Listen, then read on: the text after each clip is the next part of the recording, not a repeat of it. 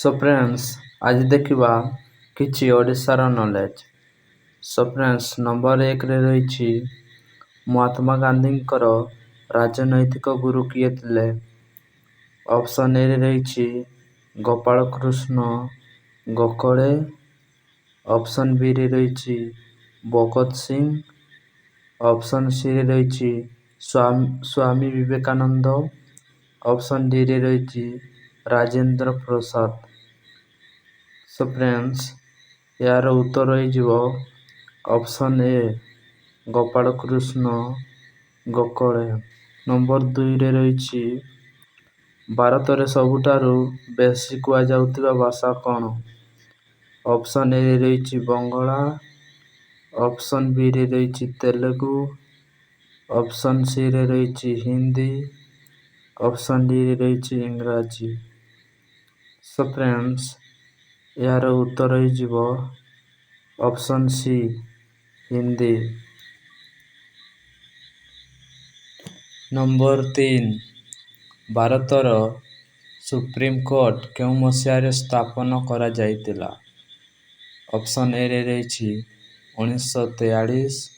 Option ବିରେ ରହିଛି 1948। Option ସିରେ ରହିଛି 1950। Option ଡିରେ ରହିଛି 1954। ସୋ ଫ୍ରେଣ୍ଡସ୍, ଏହାର ଉତ୍ତର ହୋଇଯିବ ଅପସନ୍ ସି 1950। ପରବର୍ତ୍ତୀ ପ୍ରଶ୍ନ ନମ୍ବର 4, ଭାରତର ରାଷ୍ଟ୍ରୀୟ ପୁସ୍ତକ ନାମ କ'ଣ? ଅପସନ୍ ଏରେ ରହିଛି ଗୀତା। ଅପସନ୍ ବିରେ ରହିଛି ସମ୍ବିଧାନ। ଅପସନ୍ ସିରେ ରହିଛି ରାମାୟଣ। ଅପସନ୍ ଡିରେ ରହିଛି ବାଇବେଲ।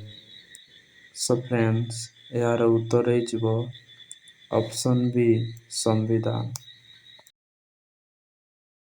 ନମ୍ବର 5, କେଉଁ ରାଜ୍ୟରେ ସବୁଠାରୁ ଅଧିକ ମନ୍ଦିର ରହିଛି? ଅପସନ୍ ଏରେ ରହିଛି କେରଳ। ଅପସନ୍ ବିରେ ରହିଛି ତାମିଲନାଡୁ। ଅପସନ୍ ସିରେ ରହିଛି ଉତ୍ତରପ୍ରଦେଶ। ଅପସନ୍ ଡିରେ ରହିଛି ଗୁଜୁରାଟ। ସୋ ଫ୍ରେଣ୍ଡସ୍, ଏହାର ଉତ୍ତର ହୋଇଯିବ option B Tamil Nadu. Number 6, Subhash Chandra ବୋଷଙ୍କ ଜନ୍ମ କେଉଁ ରାଜ୍ୟରେ ହୋଇଥିଲା? ଅପସନ୍ ଏରେ ରହିଛି ଓଡ଼ିଶା। ଅପସନ୍ ବିରେ ରହିଛି ବିହାର।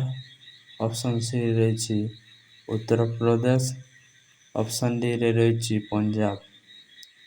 ସୋ ଫ୍ରେଣ୍ଡସ୍, ଏହାର ଉତ୍ତର ହୋଇଯିବ ଅପସନ୍ ଏ ଓଡ଼ିଶା। ନମ୍ବର 7, ଭାରତୀୟ ଜାତୀୟ କଂଗ୍ରେସ କେବେ ପ୍ରତିଷ୍ଠା କରାଯାଇଥିଲା? ଅପସନ୍ ଏରେ ରହିଛି 1805। ଅପସନ୍ ବିରେ ରହିଛି 1880। ଅପସନ୍ ସିରେ ରହିଛି 1885। ଅପସନ୍ ଡିରେ ରହିଛି 1985। ସୋ ଫ୍ରେଣ୍ଡସ୍, ଏହାର ଉତ୍ତର ହୋଇଯିବ ଅପସନ୍ ସି 1885। ପରବର୍ତ୍ତୀ ପ୍ରଶ୍ନ, ଓଡ଼ିଶାର ପ୍ରଥମ ସ୍ୱାଧୀନତା ସଂଗ୍ରାମୀ କିଏ ଥିଲେ? ଅପସନ୍ ଏରେ ରହିଛି ମଧୁସୂଦନ ଦାସ। ଅପସନ୍ ବିରେ ରହିଛି ଗୋପବନ୍ଧୁ ଦାସ। ଅପସନ୍ ସିରେ ରହିଛି ନୀଳକଣ୍ଠ ଦାସ। ଅପସନ୍ ଡିରେ ରହିଛି ସୁରେନ୍ଦ୍ର ସାଏ। ସୋ ଫ୍ରେଣ୍ଡସ୍, ଏହାର ଉତ୍ତର ହୋଇଯିବ option D Surendra Sai. Show friends, ଆଜିର ଶେଷ ପ୍ରଶ୍ନ, ଭାରତୀୟ ରତ୍ନରେ ସମ୍ମାନିତ ହୋଇଥିବା ପ୍ରଥମ ଖେଳାଳି କିଏ? ଅପସନ୍ ଏରେ ରହିଛି ରୋହିତ ଶର୍ମା। ଅପସନ୍ ବିରେ ରହିଛି ବିରାଟ କୋହଲି। ଅପସନ୍ ସିରେ ରହିଛି ସଚିନ ତେନ୍ଦୁଲକର। ଅପସନ୍ ଡିରେ ରହିଛି MS ଧୋନି। ସୋ ଫ୍ରେଣ୍ଡସ୍, ଏହାର ଉତ୍ତର ହୋଇଯିବ ଅପସନ୍ ସି ସଚିନ ତେନ୍ଦୁଲକର। ପରବର୍ତ୍ତୀ ପ୍ରଶ୍ନ, ଭାରତର ସମ୍ବିଧାନର ଜନକ କିଏ? ଅପସନ୍ ଏରେ ରହିଛି ସୁଭାଷ ଚନ୍ଦ୍ର ବୋଷ, ଅପସନ୍ ବିରେ ରହିଛି ରାଜେନ୍ଦ୍ର ପ୍ରସାଦ, ଅପସନ୍ ସିରେ ରହିଛି ମହାତ୍ମା ଗାନ୍ଧୀ, ଅପସନ୍ ଡିରେ ରହିଛି ଭୀମରାଓ ଆମ୍ବେଦକର। ସୋ ଫ୍ରେଣ୍ଡସ୍, ଏହାର ଉତ୍ତର ହେଇଯିବ ଅପସନ୍ ଡି।